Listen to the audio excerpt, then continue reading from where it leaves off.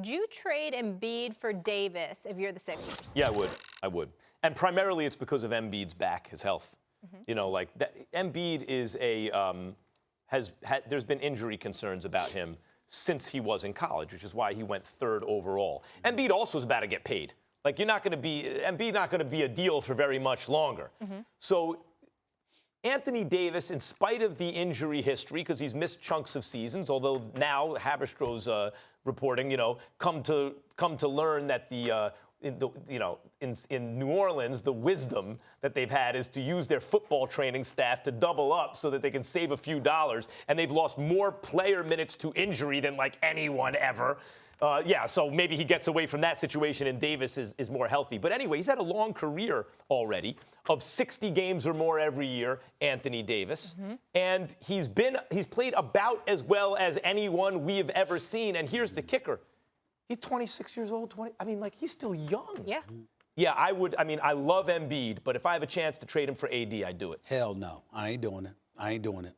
And the reason why I'm not doing it is because numbers-wise, they're comparable. Joel Embiid right now is averaging 27 and 13 and a half, all right, on 48% shooting, or less than 30% from three-point range, right around 29%, 80% for the free throw line. But it's not just that. The numbers are comparable, and I'm certainly not saying he's the complete package that Anthony Davis is as of yet, but he's on his way. This is only his third season in the league, because he got, was injured and all of that stuff. Bottom line is the numbers are comparable, but here's where it really resonates with me.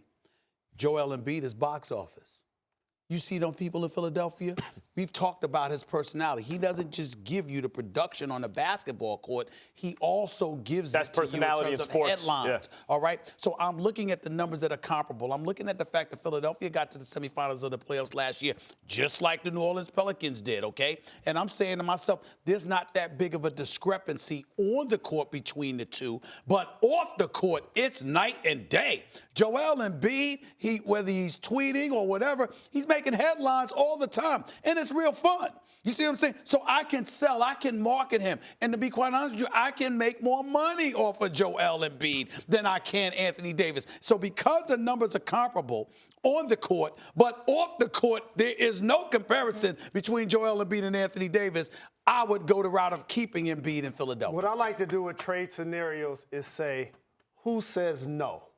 Okay, if you're the Pelicans, you would love to have Embiid as a swap for AD. But if you're Philly, you wouldn't want it the other way around. And the reason why is you're not going to have him for very long because he won't stay. So you end up giving up Embiid.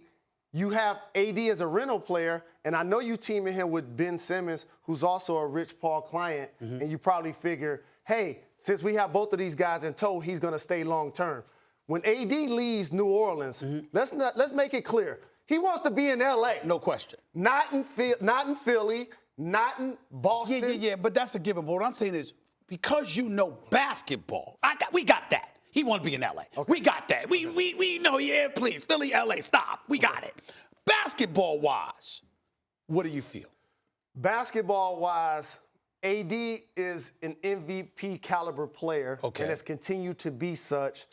Embiid has ascended to that level. Okay. He's a little more ball dominant. Right. If I had one game to play, because we split in hairs, they're both great players. Right. I would have the slight edge to AD. Okay. Because of his versatility defensively. We all agree to that. So you're agreeing that there's not that great of a discrepancy. Correct. All right. So what do you think about my analogy about the off-court thing about how it's night and day? How would that factor into the equation? It factors some, but people only care about winning. So you can have the best personality. But they both ain't winning, but so much. Correct. Right. But the difference is Embiid is surrounded by a lot more talent, and they're underachieving. See, here's what you got to think about, Stephen A.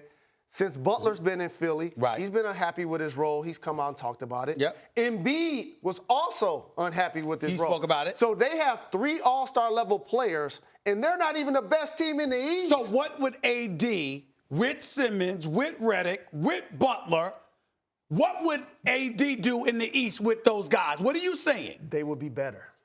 How much better, Jalen? Can I ruin this conversation? They would be better. I'd like to ruin this excellent, exciting conversation by bringing up the point marginal utility.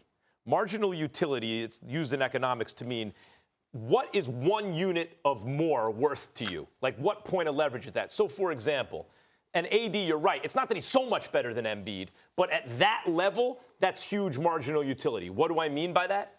Think about last year in the playoffs when Horford was getting Embiid in crunch time. Would he be getting AD? No, AD would be getting him.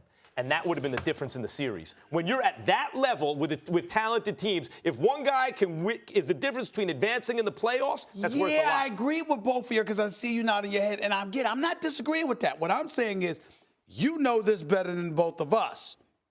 Embiid has modified again. We were complaining. You and I were talking about it. Wasn't playing with his back to the basket. That was a big problem for Brett Brown. Brett Brown wanted him to do more of that, to show that as a part of his repertoire, his arsenal. He's been doing that more this year. So I'm looking at it from the side. And when I spoke to him a couple of weeks ago, he talked about that. Like, yo, man, I had to add this more to my game. So what I'm saying is, that's what I get your point about last year. Is that still Joel Embiid? Is he the same guy he was last year?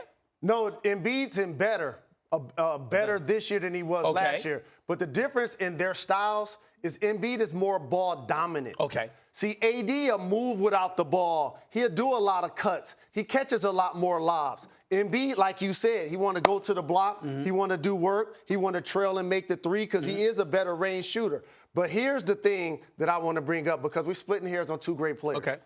Late in a basketball game, when a team has the ball, they're looking for the person that Embiid is guarding to put him in pick and roll. Fair enough. You don't want Big AD. No. That's in fair. the action. He can Totally guard the fair. pick and Totally the roll fair. by himself, I got that. AD. Totally How about agree. this? How about Got it.